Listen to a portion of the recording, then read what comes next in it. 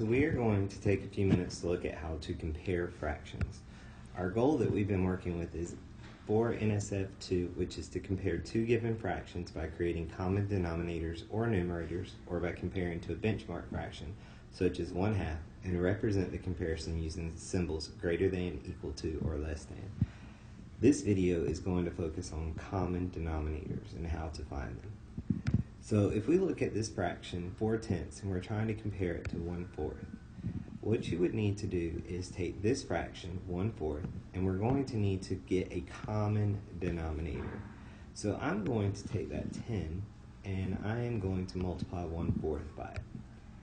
This would give me 1 times 10, which is 10, and 4 times 10, which is 40. But I still don't have the common denominator, so on this side, I need to take the 4 and multiply 4/10 by it. So this would give me 4 times 10 is 40, and then 4 times 4 is 16.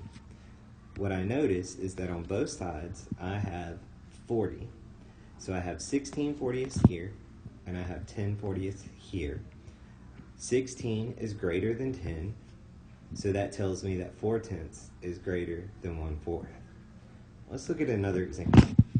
So again, you can see that I have a 4 and a 5. These are very different denominators, so I have to focus on how to create a common denominator. So on 3/5, I'm going to multiply it by 4.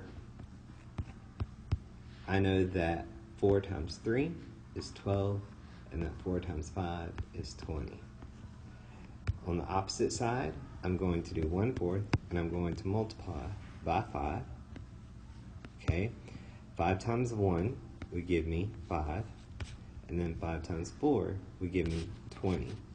I can now see that I have my common denominator of 20 on both sides. I have 5/20ths and I have 12/20ths, and I know that 5/20ths is less than 12/20ths, so 1/4 is less than 3/5. One other way that we can solve this is to think about multiples. So remember that multiples is the same thing as skip counting. So 5, 10, 15, 20, or 3, 6, 9, 12, okay? So I'm looking at my two denominators, and I notice that 6 is a multiple of 2. So if I think about 2, 4, 6, so what I did was I skip counted 3 times. So I'm going to multiply 1/2 times 3.